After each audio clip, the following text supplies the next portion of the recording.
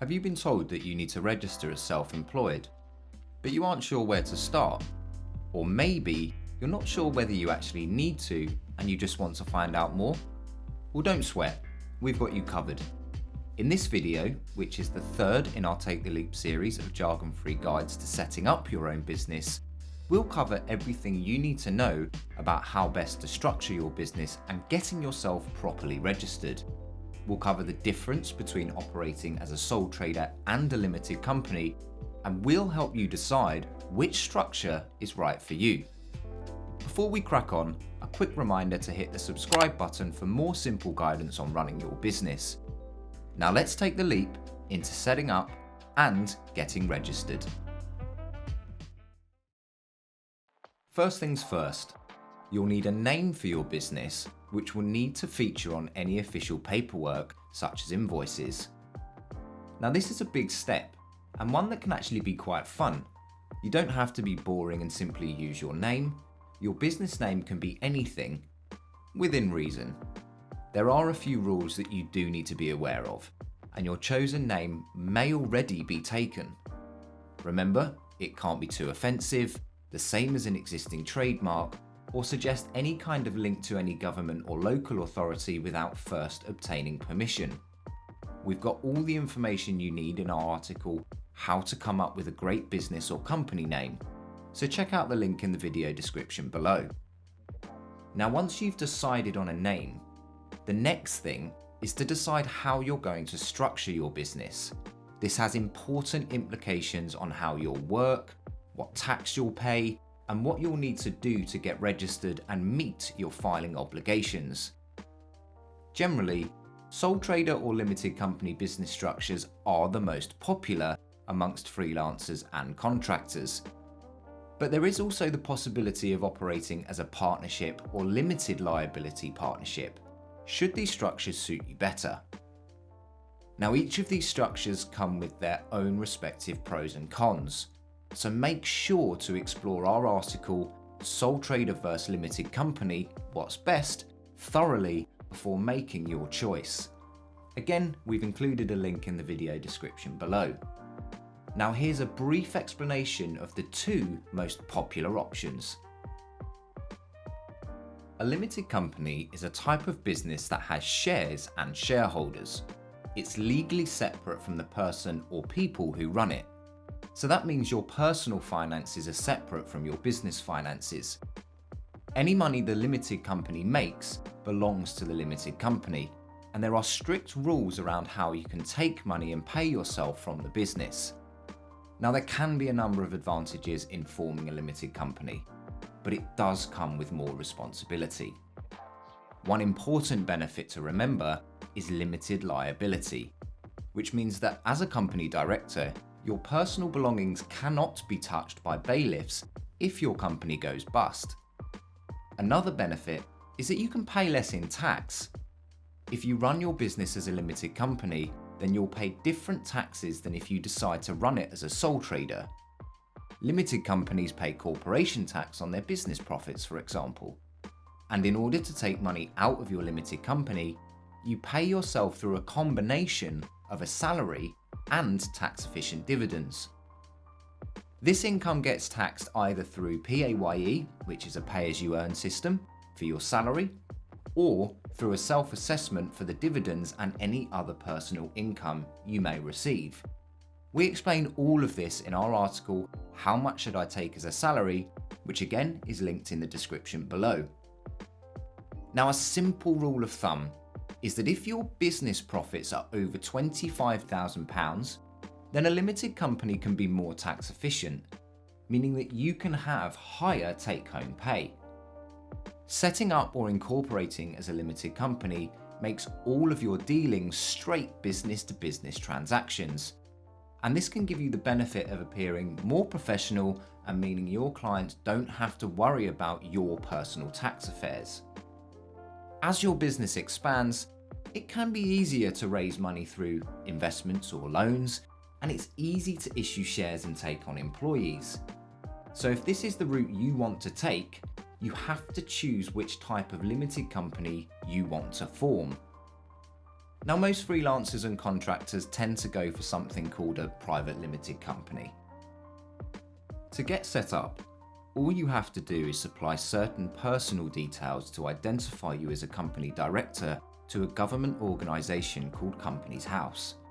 We've got a handy jargon-free article that explains how to set up a limited company, and there's a link as well in the description below.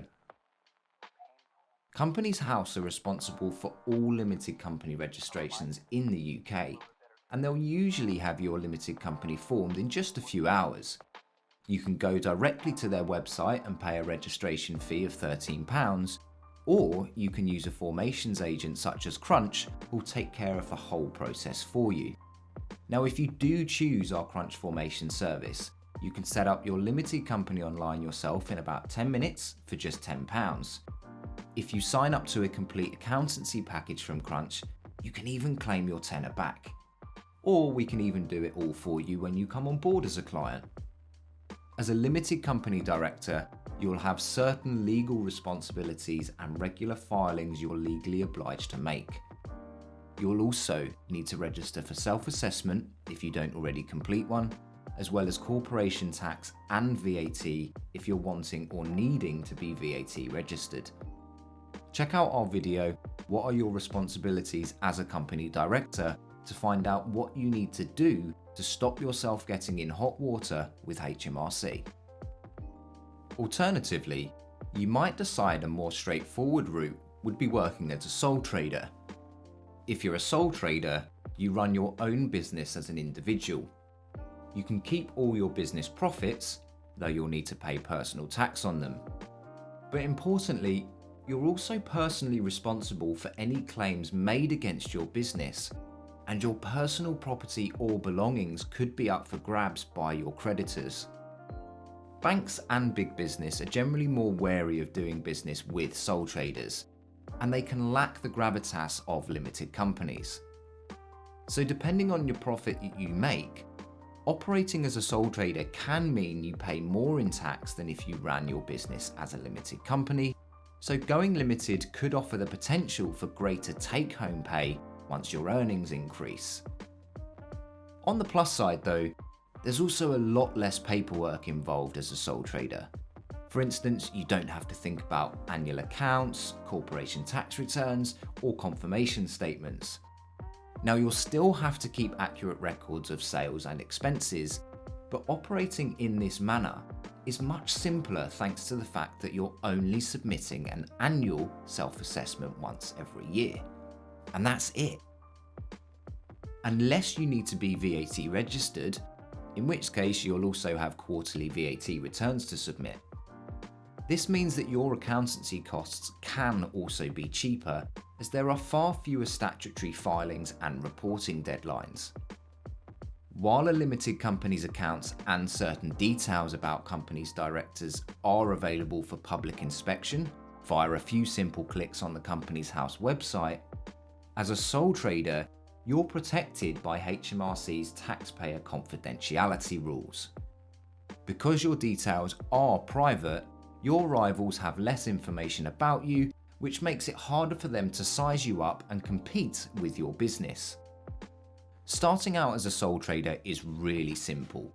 You just need to register with Hmrc as self-employed, making them aware of a trading name if you're using one. Subject to obtaining any industry-specific licenses you may need, you're free to then start trading immediately after that. There's no need to register with Companies House because, although you have a bona fide business, it isn't a company. The sole trader structure is often considered better for the rookie freelancer, whilst going limited will generally suit the more seasoned freelancer or contractor. An accountant can tell you when it might be the right time to make a move to a limited company. Now, one thing to mention is that you shouldn't be tempted to put things off. As soon as you become self-employed, you need to get registered. Even if you don't find work for 6 months, it should be done from the off. Failure to register could result in costly fines. Any work you've undertaken that doesn't have tax already deducted counts as self-employed income. And yes, that includes any freelancing on the side that you may have been doing, as we talked about in our previous episode. The good news is that simply registering as self-employed with Hmrc doesn't actually mean any extra work for you just yet. It just ensures Hmrc are kept up to date with the information that they need. So how do you register as a self-employed sole trader? Hmrc no longer like people registering by phone, so you'd need to do it online.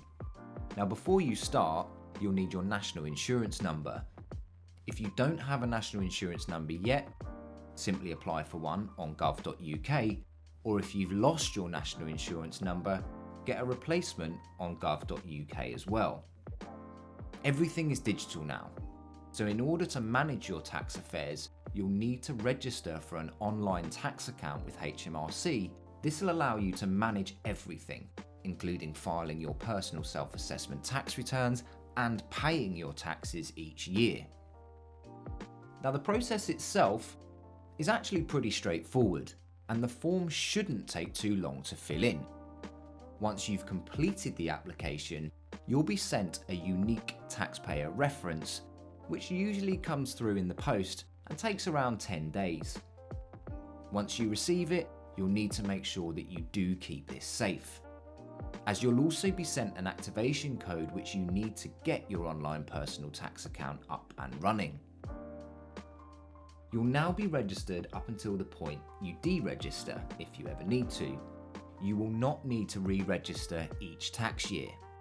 If you're setting up as a limited company, you'll still need to register for self-assessment, but you'll need two separate tax accounts, one for the company and the other for you as an individual.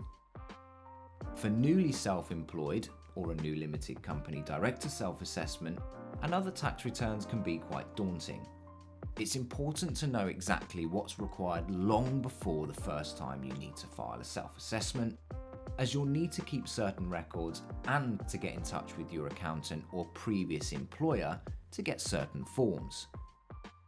If you're a first timer, or you just need to brush up on your tax return skills, we've put together a handy self-assessment video and an easy to read 5-step downloadable guide to completing your self-assessment. See the link in the description of this video to download it and read it at your own leisure. There may be other things that you'll need to register for, such as VAT, which can apply to sole traders or limited companies. You must register for VAT if your business turnover is over the VAT threshold or will exceed it within 12 months. You can register voluntarily if it suits your business. For example, if you sell to other VAT registered businesses and want to reclaim the VAT. If you're working in the construction industry as a subcontractor or contractor, you'll need to register with Hmrc for the Construction Industry Scheme, CIS. We've got an article that explains how CIS works, and the link is included in the video description below. We hope this has made deciding on your business structure and registering your business a little bit less of a confusing process. All the links we referred to are available in the video description. Join us on the next edition of Take the Leap, where we'll be discussing how to get your business in front of the right people and generate those sweet, sweet customer leads. We'll see you then. In the meantime, don't forget to subscribe to our channel, turn on notifications to ensure you don't miss out on any of our useful tips on starting a business without the jargon.